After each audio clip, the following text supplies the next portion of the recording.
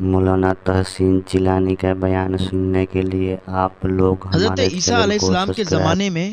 ایک دھوبی تھا جو لوگوں کے کپڑوں کو دھویا کرتا تھا۔ لوگ شکایت حضرت عیسیٰ علیہ السلام کے پاس لائے کہ حضور یہ دھوبی ہے، اس کے لیے آپ بد دعا کر دیں۔ حضرت عیسیٰ علیہ السلام نے فرمایا بد دعا کیوں کر دوں؟ کہا بد دعا اس لیے کر دیں کیونکہ یہ دھوبی ہے نا، یہ کپڑوں میں تبدیلی کر دیتا ہے، کسی کا کپڑا کسی کو دے دیتا ہے، کسی کا کپڑا کسی کو دے دیتا ہے، اور اکثر یہی کرتا ہے، جان بوجھ کر کرتا ہے تاکہ لوگوں کو پریشانی ہو جائے، لوگ پریشان ہوں۔ دھوبی ہے، کپڑے دھلتا ہے، اچھی بات ہے، لیکن یہ کپڑوں میں تبدیلی کر دیتا ہے حضور۔ حضرت عیسیٰ علیہ السلام نے اس کے لیے بد دعا کر دی۔ حضرت عیسیٰ علیہ السلام نے اس کے لیے بد دعا کی، اللہ تعالیٰ نے اس پر ایک سانپ کو مسلط کر دیا۔ سانپ کو اللہ تعالیٰ نے اس پر مسلط کر دیا، وہ سانپ اس کو ڈسنے کے لیے جا رہا تھا۔ اس دھوبی کے پاس 3 روٹیاں تھیں، اس نے ایک روٹی صدقہ کر دی، تو اس فقیر نے اس کو بہت زیادہ دعا دی، اس نے دوسری روٹی بھی اسی کو دے دی، اور وہ بہت زیادہ بھوکا تھا، اس نے اور زیادہ دعا دی، اس نے تیسری روٹی بھی اسی کو دے دی، اور خود بھوکا رہا، خود اس نے روٹی نہیں کھائی۔ اس فقیر کو تینوں روٹی کھلا دیں، اس نے بہت زیادہ دعا دی۔ اور ادھر سے حضرت عیسیٰ علیہ السلام نے جو کہ بد دعا کی تھی، سانپ ادھر سے اس کو ڈسنے کے لیے جا رہا تھا، تو ادھر اس نے جیسے روٹیوں کو صدقہ کیا تو سانپ چونکہ اس کی گٹھری میں بیٹھا ہوا تھا، اندر اس کی گٹھری میں سانپ تھا، تو اس نے جیسے کپڑا نکالنے کے لیے ہاتھ ڈالا تو سانپ نے اس کو کاٹنا چاہا کہ سانپ کاٹ نہ سکا، اور وہ واپس چلا گیا۔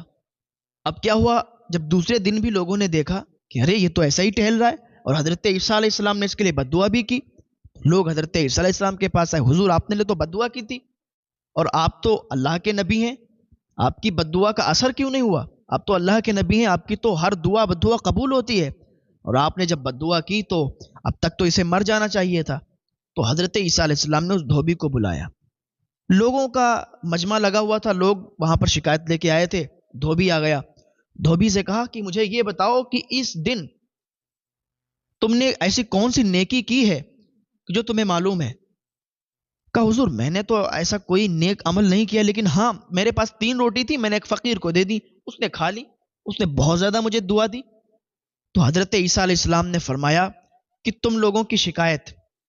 یہ ہے کہ یہ مرا کیوں نہیں، تو سمجھ لو کہ یہ اسی لیے نہیں مرا، میں نے بد دعا کی تھی، میری بد دعا قبول بھی ہوئی، اللہ تعالیٰ نے ایک سانپ کو مسلط بھی کر دیا، اور وہ سانپ اس کو ڈسنے بھی جا رہا تھا، لیکن وہ سانپ اس لیے نہیں ڈس پایا کیونکہ اس نے ایک فقیر، ایک غریب کی مدد کی، اس کو صدقہ کیا، روٹی اس کو کھلا دی، اس کا پیٹ بھرا دیا، یہ اس نے ایک فقیر کو صدقہ کر دیا، اس نے یعنی اپنی روٹی اس کو کھلا کر اس کا پیٹ بھر دیا، تو یہ ادا اس کے اللہ تعالیٰ کو پسند آ گئی، یہ اس نے صدقہ کیا، تو اس صدقے کی وجہ سے اس سانپ نے اس کو ڈس نہیں پایا، بلکہ اس کو لوہے کی زنجیریں لگ گئیں سانپ کو، اور اس کا منہ بند ہو گیا، اسی وجہ سے یہ ابھی بھی زندہ ہے، اس لیے کیونکہ اس نے روٹیوں کا صدقہ کیا، اور اسی صدقے کی وجہ سے یہ ابھی زندہ ہے۔ تو پتہ چلا کہ انسان جب صدقہ کرتا ہے تو بہت زیادہ پریشانیاں، بہت زیادہ مصیبتیں اس کے اوپر سے دور ہو جاتی ہیں۔ تو اگر کسی کو لگتا ہے کہ بھائی میں پریشان ہوں، میرا کاروبار بھی نہیں چل رہا، میرا کام بھی نہیں چل رہا، تو وہ اللہ کی راہ میں کچھ نہ کچھ صدقہ کر دے، اللہ کی راہ میں وہ صدقہ کر دے، اور زیادہ بہتر طریقہ میں یہ سمجھتا ہوں کہ کسی بھی مدرسے میں چلا جائے، بچے جو پڑھتے ہوتے ہیں ان کو یا تو پیسے دے دے، یا تو 1-2 ٹائم کا ان کو کھانا کھلا دے، یہ بہت بہتر صدقہ ہے کہ جو مدرسے میں کیا جائے۔ کسی بھی مدرسے میں جا کے بچوں کو کھانا کھلا دیں گے نا تو دل سے دعا نکلے گی، اور ان کے دل سے جو دعا نکلے گی وہ آپ کے حق میں قبول ہو جائے گی۔ ہاں، اور آج کل کیا ہوتا ہے نا، ہمارے یہاں اب تو عامل بھی اتنے ہو گئے ہیں نا، ایسے ایسے لوگ عامل ہو گئے ہیں کہ جن کو الف سے با نہیں آتا، وہ عامل بنے بیٹھے ہیں، لوگوں کا علاج کر رہے ہیں، اور لوگ ان کے پاس جا رہے ہیں، اپنا اپنا علاج کروا رہے ہیں۔ اب وہ تو ان کو بتا دیتا ہے کہ بھائی آپ کو تو بہت تگڑا سا جادو ہے، آپ پر تو بہت کرایا دھرایا ہے، آپ تو ایسا ہے ویسا ہے، ارے اتنے میں ہی جس پہ بتا دیا جائے کہ تم پر جادو کرایا ہوا ہے،